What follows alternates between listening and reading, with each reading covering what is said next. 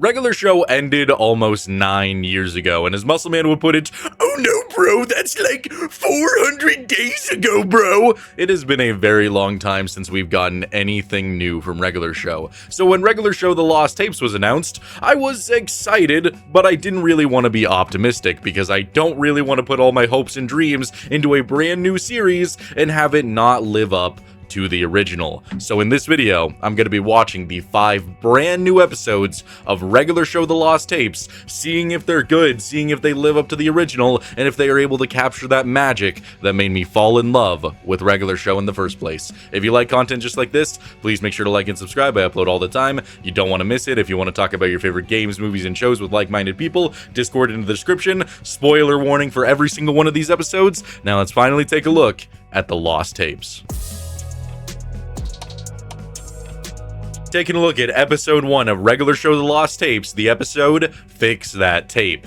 And I absolutely love the opening of this episode, with Pops being in the afterlife, just enjoying every single minute of it, just doing fun activity after fun activity. As Mr. Blue Sky chimes in, we flow into heaven, and it's just Pops going around like, "Oh, jolly good show! Hello, everybody! Oh, it's such a beautiful day! Oh, yes!" And I love that there's not a single second of this episode that explains to you why Pops is here. Yes, they show anti-Pops, but it's literally just a throwaway line saying, "Oh, look at my brother, such a grandiose time that he decided to become good and has now entered heaven. Oh, jolly good show." There's nothing there that paints the audience or the viewer as being stupid, as being unaware of what happened. It treats it just like you already know, like you've already been a fan of the show, and that's exactly something that I wanted from this series. I didn't want them to reintroduce any characters. I didn't want them to put a focus on giving me a character arc. Just show me the characters going through what they would be going through, and I always wanted to see a little bit of Pops after dying.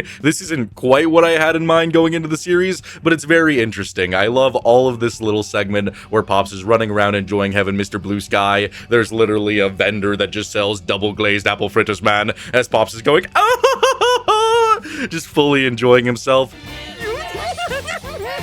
And he eventually goes home for his favorite pastime, in which he watches Regular Show, a literal tape of Regular Show, which not only is interesting within itself, it goes with the ending of the show, but it also fully explains why there is an existence of a new show. When Pops is watching his tape, he's just laughing, just oh, and then all of a sudden his tape breaks, getting destroyed, so Pops needs to find a brand new way to fix it. He goes over to his neighbor Gail's house, and there is a guy who I swear is just representing big corporations, but in my mind it felt like it was kind of Nintendo. He gives off the vibe of, "You will own nothing and be happy. What's that? You want to keep your physical VHS? Oh no, brother, that's not gonna fly. Have you ever heard of streaming?" He's just a little bit of an evil guy. His name is Jamp, and I kind of wish they focused more on him and his villainy within this episode. I wonder if he's going to play a bigger picture later on in the series, but I do enjoy him. He is just a representation of the, "Oh, you can't own anything. Why would you want to own something? Just pay $30 a month so that you could continuously pay us for the same thing over and over again. Oh, whip-de-doo." And he is very angry when Pops doesn't want to switch his tape over to the streaming service. "I just want it fixed." And but he's a businessman, because of course in heaven there's shady businessmen who want to do horrible things to you. So Pops has to find a new way to get his tape fixed, and he ends up going to this video store, which is also a little bit hilarious in the context of it being heaven. Why is there a video store? Why is the worker a teenager who's like, "Dude, I don't know, like, I haven't seen anything that looks like Regular Show the Tape, but have you seen this show?" It's exactly what you think it's gonna be. "Thank you, but I don't want to watch D's." And he holds up a show that says D's Show, and Pops is the perfect character for situations like this, where he's just like, "Oh, I don't want to know about D's. I don't want to know," because he's very oblivious to something where it says D's and there's a pair of nuts on it. I just love Pop's character. It feels so good to actually see him again. So he ends up going to the back of the video store to just look for the tape there, and we get the Planet Chaser Starlight, excellent dude, a little cameo from him where he's like, so do you guys have Planet Chaser Starlight excellent? You got a copy of Planet Starlight Chasers Excellent? Which I thought was funny because I'm wondering, is it actually him? If he's looking for the tape, did his physical body die so all of a sudden he's in heaven and the first thing he wants to do is get some of that sweet seizure feature back into his mind? I don't know. Either way, he watches Planet Chaser Starlight Excellent all day, every day, even after death. That's just a nice cameo. Again, doesn't have to explain any of that to you. It's just a reference for people to enjoy, and I love that. The show doesn't make you feel stupid in ways like The Wonderfully Weird World of Gumball did, where they just dumbed everything down, where it felt like they were trying to appeal to an audience that wasn't their grown-up fans, which was just kind of weird. So Pops is in the back, he's looking for his tape. He eventually finds a disc-flying golfer, and he's pretty cool, I guess. I kind of wish Skips was in this situation because Skips has a fear of flying disc freestylists, so that was pretty interesting. So they're looking around, and the disc golfer's all like, you know, Pops, we gotta put both of our heads in this. Or should I say, all 5 of your heads, and Pops just, that's a knee slapper right there. In your case, brother, more like 5 heads. Am I right? I'm right. Again, I just love seeing these characters again. Obviously, it's just Pops so far, but it truly does feel really good. So they're looking around, we get some classic regular show shenanigans with this guy who is made of tapes finding them, and he's all like, answer my riddle and I will let you pass. Oh, yeah. Now, what is this melody? A, B, C, D, E, F, G. And then they both say alphabetical, and they're able to pass. So the thing points them in the direction of the regular show lost tapes, an entire box of tapes that Pops doesn't seem to remember. And that is such a kick-ass canonical way of explaining why we're getting more regular show. They didn't need to do something like that. They could have just thrusted us into it. But not only does it go with the end of show and the entire idea that the entire time we were watching regular show, we were watching it through Pops' eyes in the afterlife, but it continues that with actual reason, actual, like, answers to why we're getting more regular show, and I thought that was a really fun way of explaining that. So Pops grabs all of his tapes. The disc golfer, he's looking for a tape of him and his buddy. He sees it, but the Jam Corporation, they are destroying all of these tapes, and Pops is all like, I'll take care of this. He throws them a butterscotch ripple to distract them, which was funny once again. The disc golfer eventually has to take them all out with a bunch of, you know, discs. I don't really know what else you would be expecting from that guy, and so Pops has to run away thanks to the disc golfer. He manages to escape, he gets home, he puts in the tape, and that's when we go on to the next episode.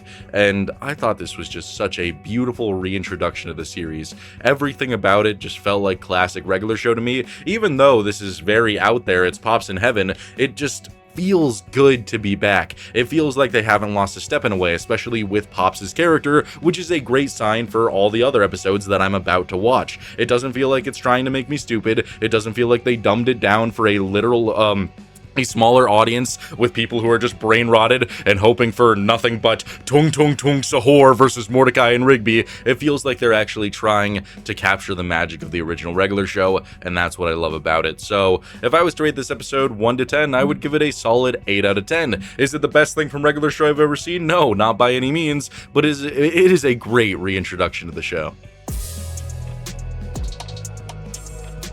Taking a look at episode 2 of regular show The Lost Tapes, all I could really say is wow. The episode is called Skip's Luau, and it truly does capture that feeling of regular show that I oh so craved, and maybe it's a little bit of recency bias, but I actually thought this episode was such a banger. I just love every single aspect of it, from Mordecai and Rigby starting the episode off and just being like, time for Skip's luau, luau, and just rapping with each other. We cut back to Skip's just pounding some big meaty patties.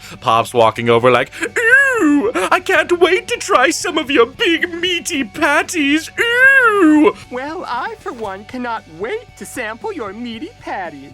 Which is a great sentence coming from that guy. And the only thing that I will say that feels different about the show is some of the voice acting. It definitely feels like Mark Hamill, the voice of Skips, is getting very old, as well as Benson. It doesn't really feel like he could channel that anger. Pops is a little bit more quiet with the things that he says, but it doesn't really impact the show overall. It's just one little thing that I wanted to point out there. And so they're all preparing for Skips' luau. Skips is preparing his big, meaty, round things. You know how it goes. And Mordecai and Rigby, because they continuously keep saying, luau, they end up crashing, and they were taking the trash, and all of the trash ends up spilling out, and they almost destroy Benson's motorcycle. Yes, Benson is riding a motorcycle now. That is a very interesting character plot point, but hey, I'm all for it. We get Benson's first time yelling at Mordecai and Rigby in almost 9 goddamn years. Stop that!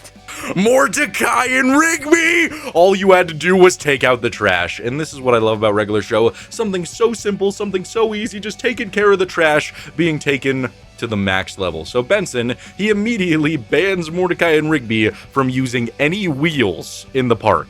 Yep. No wheels, and if they want to go to the luau, they have to get rid of all of that trash. So they have to find a way to get rid of all of that trash without using any wheels. They initially want to blow it off, but in great regular show fashion, Skips is like, listen boys, you haven't seen something like this. Pineapple on a burger. Yep, there's going to be pineapple on the burgers, so they have to do this. They have to find a way to get rid of this trash. Dude, we gotta get those burgers. They initially find a wheelbarrow, and this shit genuinely made me cackle. Where the wheelbarrow doesn't have a wheel on it. They're like, how could this be? Benson drives up with every single wheel in the park attached to his car, tied. He's gonna take it all away. And Benson just starts maniacally laughing at them, saying, oh, you got to use no wheels. And then he gets a phone call, and he's like, hey, Gretchen. Oh, yeah, I'll be seeing you at the luau tonight. I will. So Benson, in the first episode, his first reappearance, he already has a brand new hoe. Not Audrey, not Pam, but Gretchen. Dear Lord, Benson, you damn scallywag, you damn playa, you just immaculate piece of riz, is all we could really say about him. And he starts brutally laughing at Mordecai and Rigby, just cruelly laughing at them. And I love the joke where he's like, oh no, Gretchen, I just have a cruel laugh. What can I say? What's that? Oh, I just heard a funny joke. I have a naturally cruel laugh. It's really funny. It's just everything. All of the characters feel exactly the same in their mannerisms, the way that they act. It just feels so good to be back with this series. And so they start eating these yogurt cups, and they see on the yogurt cups that there is a hoverboard that you can win if you have 600 lids. And so they do that, and then we meet the Boo-Hoo Meister. That's the best way that I could describe him. Mordecai and Rigby, they read that they won this competition because they have enough yogurt lids, and they're trying to win the hoverboard, but all they get is hoverboard schematics, and apparently they misread it, or at least according to that guy who's like, Boo-Hoo! You don't know how to read a little yogurt lid! Boo-Hoo! So they take the yogurts, or the hoverboard schematics, and they go back to the park. And once again, you know, normally when you would have a situation like this, when it's the first time you see a character again, you would do a bunch of fan service stuff. But Mordecai and Rigby, they're sitting there, they don't know what to do. Muscle Man walks up, sees the schematics, and is like, I got you, bros, and just starts building a hoverboard. A lot of other shows would have immediately had Muscle Man come in and be like, you know who else needs a hoverboard? My mom! But they don't need to do that, because it would feel unnatural for him to just walk in and do that. He's just being a normal character. And again, that's what I love. Don't treat the audience like they're stupid, treat them like they're fans. I really like that. So Muscle Man, being the legend that he is, he makes a hoverboard so Mordecai and Rigby can take that trash. But because they made a hoverboard, the United States government does not like this, and they deem Mordecai and Rigby aliens, especially because Muscle Man and High Five Ghost put them in like wind-resistant suits. Alright, pretty gosh dang cool. So they're going around getting the trash, and that's when the United States military sends out a bunch of fighter jets, and we get to see some ground units looking and seeing Mordecai and Rigby's hoverboard, and he just immediately starts crying.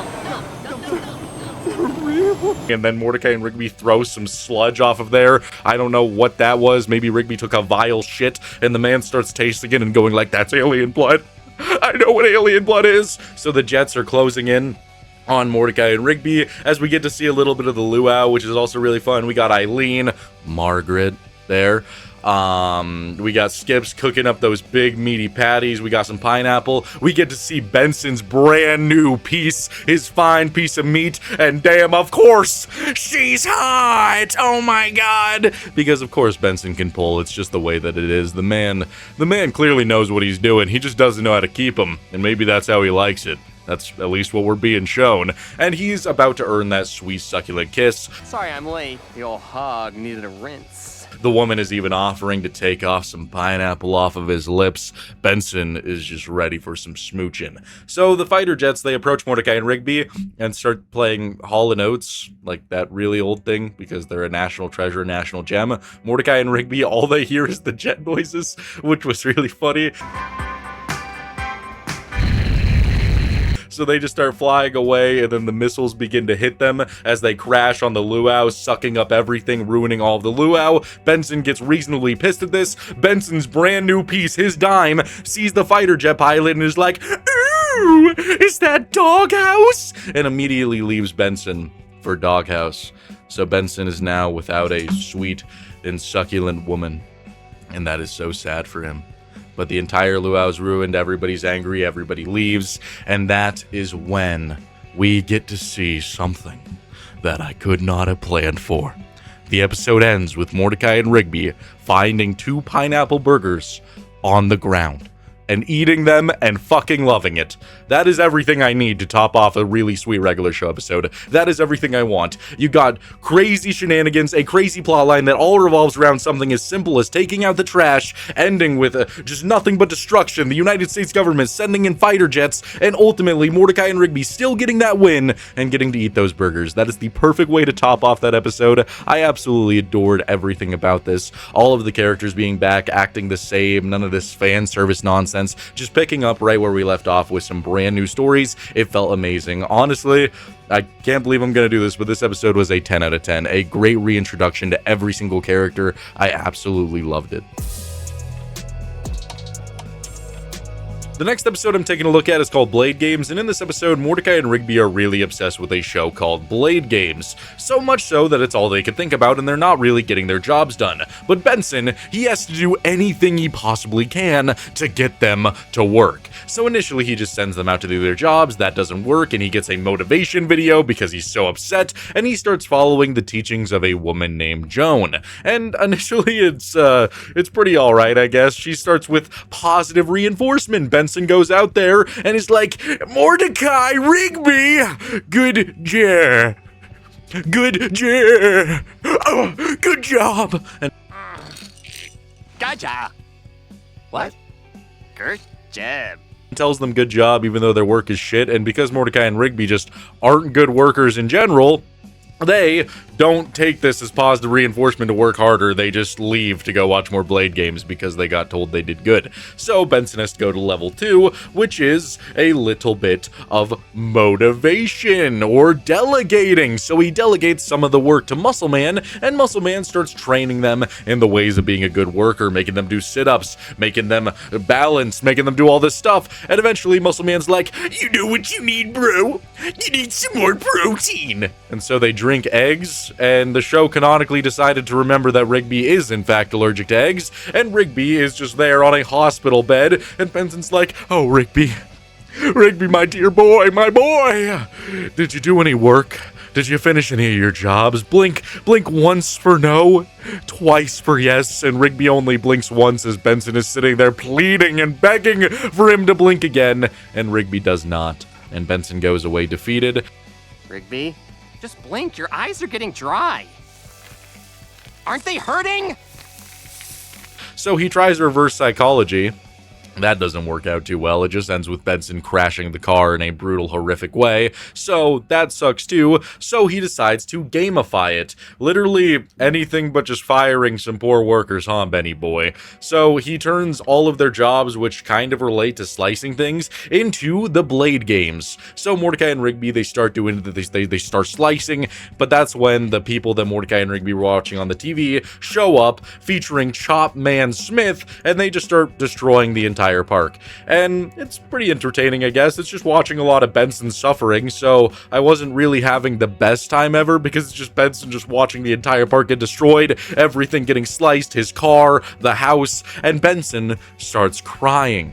And I was like, dang, that's not a very good way to end this episode. I mean, I don't want Benson Boy to cry. I mean, he gets tortured a little bit here and there, but watching him cry, that's just the next level. But that is when all of the chopping people, they say, this is awkward. They leave. Mordecai and Rigby run up and they're like, we're sorry, Benson. We'll get our jobs done. Skips offers to fix Benson's car. Everybody's running around doing things for Benson. Benson walks away, tears in his eyes, before he starts maniacally laughing non-stop.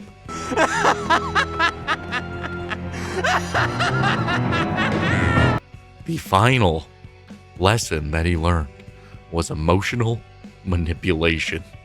And that made the episode a lot better, I gotta say. It's definitely not my favorite episode of Regular Show by any means. If all honesty, I would probably give it a 6 out of 10, but it's still really decent. A 6 out of 10 isn't bad. That's better than average. I still had a good time. I just thought there were only a couple of funny moments. The rest of it was a little bit dull. Just the idea of Mordecai and Rigby being obsessed with slicing things can only go so far. It's still very entertaining, still a decent episode of Regular Show, just not one of my favorites. I will say, the main thing that I want to point out here is this was an episode that truly highlighted the differences in animation styles from the OG to now, and I honestly really like the new animation style. I feel like when it comes to like season 5 and onward of Regular Show, they were kind of getting a little bit stale. Everything was a lot less fluid. Everything was just more stagnant the majority of the time. But here, everything feels alive. Every single movement, every single just like, whoa, everything is just moving with so much fluidity that I love it. I actually really like the animation. I think it's going in the right direction. So overall, 6 out of 10, a decent episode, just not the best.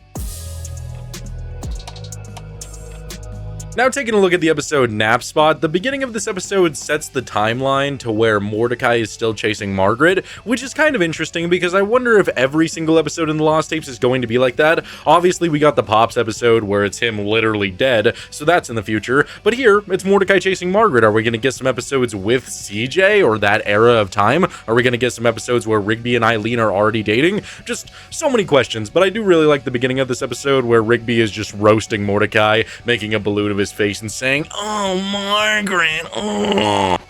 Dude, check it. Your face. Oh, Margaret, give me a big wet liquid kiss. And then Muscle Man comes over with a bunch of egg salad, and tells them that they need to dig through the egg salad for $100 because a rich guy put it in there. So they're digging through the egg salad and they find a doll, and it's doll hairs. That's a knee slapper, Muscle Man. That's a good one. So much egg salad just gone to waste, though, and for what? For a mild chuckle, a minor gotcha, dudes. And so we just get a montage of Mordecai and Rigby getting pranked, and some of them are really funny. Muscle Man convinces Mordecai and Rigby that there is a, like, best to impress dress competition where they have to wear, like, jean clothes, and they come up looking absolutely stunning, absolutely fashionable. Even Pops is like, ooh, somebody's dressed to impress. And it was all a prank. I enjoyed that. And the final prank we get to see, I thought it was going to be some good old-fashioned sexual assault, where Muscle Man is like, dudes, you gotta kiss Pops goodnight, bro. You have to. And so Mordecai and Rigby go up there, and it's actually more wholesome that they're just willing to kiss Pops goodnight just from somebody telling them to do that. I actually thought that was really funny, and it turns out it's just a ice sculpture of Pops. So Mordecai and Rigby, they are stuck to this ice sculpture for a while. They have to go to the hospital, and they wake up the next morning super tired for work. They're falling asleep. Benson's reaction to a sleepy Rigby is hilarious. A personal problem. Hello? I love all the character interactions within the show. I think it's perfectly done, and Muscle Man keeps alluding to the fact that he has a secret nap spot. He's taunting Mordecai and Rigby with it, just rubbing it in their face, and so Mordecai and Rigby, we get a montage of them just chasing Muscle Man around the park, just following him, trying to find this secret nap spot, which they eventually do, and it's the ultimate nap spot. You got a picture of the illustrious Storla right next to the bed frame, which, I mean, if I was looking at that big green woman, hooey, that's all I would need to fall asleep. So Mordecai and Rigby lay down there. Muscle Man, he rushes over because they're not supposed to sleep there, and they end up going into a eternal nap, a eternal dream, and Muscle Man has to go in and try to get them out because they're just going to keep on falling asleep and eventually die, I guess. All of the dream concepts are really cool visually. I enjoy them. The first one is just a dream where Benson is super nice, then they fall into another dream world where it's like really trippy, and then they fall into a dark, demented dream world where they just have to keep on doing a bunch of things to try to wake up and try to get out of it. It's like a opposite of Inception trying to wake up, where Muscle Man, he has to alert High Five Ghost outside of the dream world to start doing all the like things like spraying them with water or whatever, and he starts off by going and just him in the real world is just a very soft and quiet, which I enjoyed. They eventually get out of the dream world after escaping from a giant Benson. We get a sweet wholesome moment where Muscle Man is all like, you know, dudes, I only like you and I only break you guys because you're like my best friends, bro. And that's beautiful. They get out of the dream world. Benson, he's driving around like somebody's gonna lose their job today. They all escape Benson, and Benson decides to take a nap, and that ends the episode. Overall, I think this one was a lot of fun. It just has that classic regular show feel that, once again, I truly cherish. I love all of the character interactions. It's great to have another episode where Muscle Man, Mordecai, and Rigby are kind of, you know, at each other's throats a little bit, but coming together to solve a problem in this trippy dream world. It was a lot of fun. I would probably give this episode a solid 8 out of 10. Now taking a look at the episode Coffee Shop Wars, this episode actually focuses on a very interesting concept, that being a plotline revolving all around Eileen and Margaret. And the main reason that baffles me and shocks me and honestly gets me excited is because we never got an episode like this in the original series, at least not during this point in the show. At this point in the show, Mordecai is clearly still chasing Margaret, and I always wish that we got more episodes that would flesh her out as a character, that would make it so by the time we got to season 6, after the big breakup, when Margaret comes back, you have half the audience being like, go CJ, and half the audience being like, go Margaret, instead of the audience being like, Mordecai, you piece of shit, why wouldn't you pick the goddamn cloud hussy? You know? Like, I feel like there was nobody who was really rooting for Margaret in that situation, and plot-wise, entertainment-wise, it would have been a lot better if Margaret wasn't such a shallow romantic interest. I understand if that was intentional, but I always wanted more, and this episode is exactly the things that I wanted. The episode opens with Eileen and Margaret just serving up some coffee to Mordecai and Rigby. That is when this purple-haired woman walks in and is like, free samples! Ooh, yeah! Mordecai and Rigby can't resist, and she apparently has a food truck. Eileen does not like the cut of this woman's jib, and that is perfectly acceptable. This woman is not seeming like a great cup of tea. It seems like she's planning to just do whatever is trendy and not provide some good, elegant, delicious coffee. The cops come and almost arrest this woman, but they taste some of that hot brown, that good old hot brown stuff that comes right into your mouth in such a illustrious way, and it's just a hot brown donut. I don't really know what it means, like a coffee dunked donut or something, and so they give her a building because the cops just loved that donut so much. They started lactating from it. They loved it. And so they give her a building. So Margaret and Eileen, even though they only make minimum wage, is it really worth it to save this job, they decide to go for it anyway. And initially, they go to the building in disguise, and I actually like this joke a lot. It's stuff like this from Margaret that I actually think is pretty interesting, where Eileen comes in dressed like a fancy woman. Oh, she is so in disguise, and Margaret just puts on sunglasses and is like, hey! The bottom of. Wait, where's your disguise? Oh, right.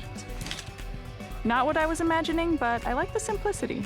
You know, just stuff that actually makes her seem like a person instead of just a romantical idea for Mordecai. Stuff like that I enjoy. So they try to sneak up to a donut lying in dormant like a little gazelle in a field, like there's some dirty lions, and that is when they get caught by the hot brown workers because there's no scavenging allowed, and they get thrown out. So they make the decision that they need to make their own thing that could attract some customers, so they take pretty much every food imaginable and just deep fry it. Doesn't that sound like America? There's somebody who's 600 pounds hearing that and just going, oh my god, you're telling me that there's a pizza and a turkey fried together? Oh god. As he just begins to have a heart attack, but he just slowly rolls to it as he takes one bite and collapses and dies. Ain't that something? So they make all of these, and this ends up getting them sucked into another dimension. The purple-haired villain woman, she tells one of her guys to go and steal that loaf, but he doesn't want to because it's all about art. We make some good food. Why do we need to steal anything? And he gets brutally fucking murdered for saying such a horrible, atrocious thing like that. You can never utter those words.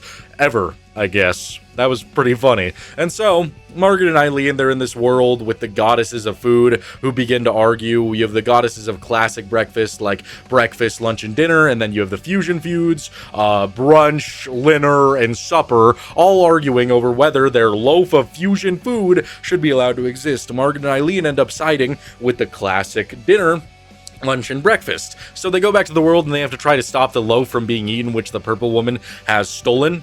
And so they go to the restaurant and they just start a big old brawl. The goddesses end up entering the fight, and I just really enjoy it. Again, I missed regular show fights so much, and this is a really fun one with the goddesses using their powers of breakfast and lunch and dinner to shoot at each other. One of them like shoots a hot chicken sandwich at the like god of breakfast, and she just like starts going, oh, oh, she catches on fire. That was really fun. Chicken sandwich!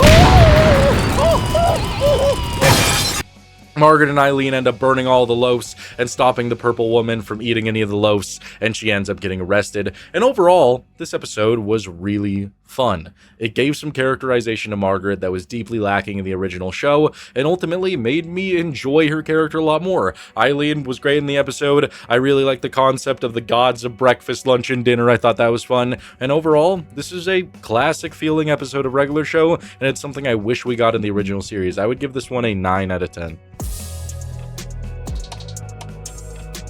Now taking a look at the episode Boba or Bust, we rightfully start the episode off with Benson just delegating some duties, saying, "Muscle Man, high five Ghost, you're on landscaping duties." You know who else is on landscaping duties? Yeah, the first My Mom of the Lost Tapes just is such a beautiful moment. It can warm anyone's heart. It can make you shed a goddamn tear. It feels great to hear. And so he eventually tells Mordecai and Rigby what their job for the day is, and they have to go and replace all the snacks for the snack bar. They just have to go shopping. That's all they have to do. And they don't like the snacks that they're supposed to buy. They think Benson is fucking stupid for wanting raisins. Ew! And so they start going around trying all these free samples, and they eventually find boba. And they get some boba, they slurp that shit up, they get those balls in their mouth, they start chowing down, and they absolutely love it. And I was like, wow, this is like the most accurate, proper reaction having boba I've ever seen, because boba is outright delicious in every conceivable way.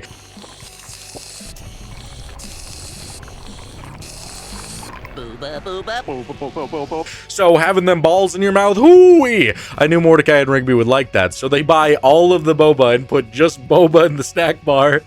And Benson has just the best reaction to boba I've ever seen. It's just so funny. But like when you think about it, if you gave like an 80-year-old man, which I guess Benson is kind of LARPing as in this situation, some boba, he would probably have this reaction. He takes one sip, he just squirts it all out, throws it all out. He's like, why are there balls in my mouth?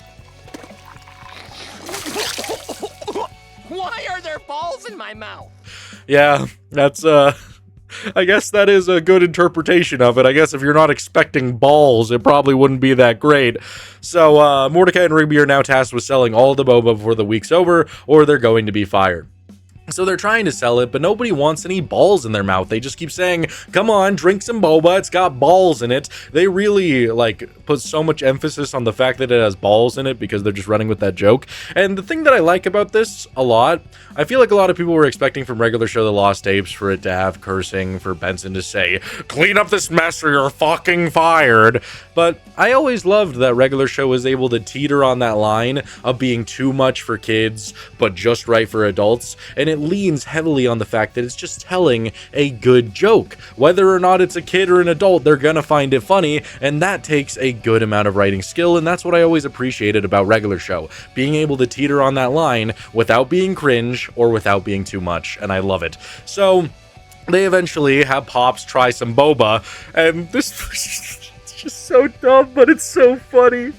He just like starts spazzing out, freaking out, just tweaking out in every way, and he eventually becomes Bobalicious, a boba salesman who can be their mascot, and he just starts going around selling boba in a great way. He is Boba Casanova, and Eventually, after selling a lot of boba to everybody, he just like crumbles and shrivels like a ball sack and is just, without his boba Casanova powers, he is literally just deflated in every way. Benson doesn't like that at all, but they need Boba Casanova. They try for a little bit to have Rigby be the mascot to sell the boba, which doesn't work because nobody wants balls in their mouth, especially when it's a young little raccoon running up on you being like, "Oh, Boba, Boba, Boba, Boba, you want some balls in your mouth?" And Rigby gets beaten to a bloody pulp. Boba, boba, bobidi. Which is pretty entertaining. Pops wants to help again, so he becomes Boba Casanova over and over and over again. And there's this one scene I have to highlight, where he turns into Boba Casanova, and we get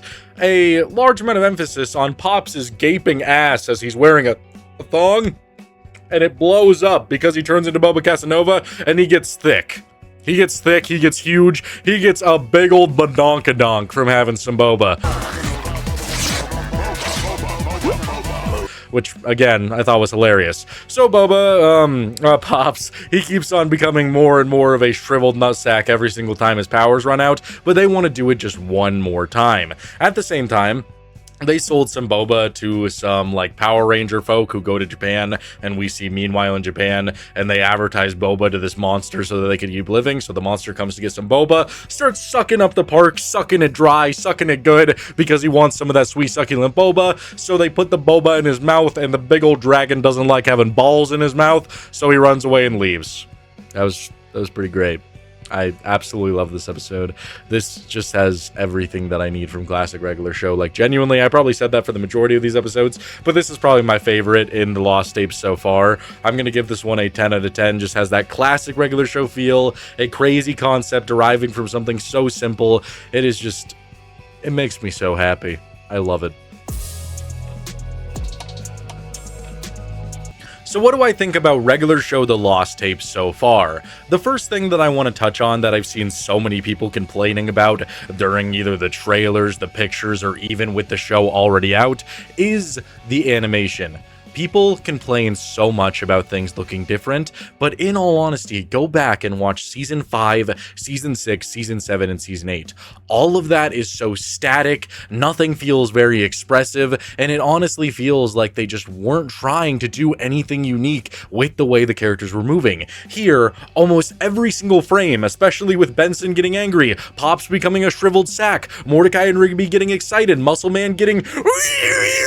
Everything about it feels so much more expressive. It makes the world feel way more alive. One of the things that I loved about regular show season 1 was the fact that everything had this janky vibe to it. I honestly love the season 1 animation for regular show more than any other season because everything felt so much more expressive. And here, that's what they're doing. And I understand people not liking change, but I think this is a positive direction for the show. I feel like everything just feels so much more alive, and I absolutely love it. Plot-wise, I think they're doing an incredible job. I think all of the stories capture that OG regular show magic, taking something so simple and turning it into absolute chaos, which of course I am going to love. And character-wise, everybody feels the same. Everybody feels great. Some of the voice acting is a little bit different, but I got used to that pretty much right away. Not really a big trouble for me. Everything feels great. The characters feel great. Margaret and Eileen got explored a little bit, which was a lot of fun. And I'm just unbelievably excited to see where they're going to take this show. I feel like this was truly a positive direction. And if the remaining episodes, I think we still have like 35 more to come, are just like this, then regular show The Lost Tapes could potentially go down as one of the greatest revivals that I have ever seen. I would love to hear what you think about regular show The Lost Tapes down in the comments below, to see if you loved it as much as I did, if you have problems with it, because I truly had a great time revisiting one of my favorite shows of all time. It just feels incredible to have something new from it. I love it. So thank you guys so much for watching. I really hope you enjoyed this video. If you did, please make sure to like and subscribe. I'll make it worth your while. I'll see you guys in the next one. Bye.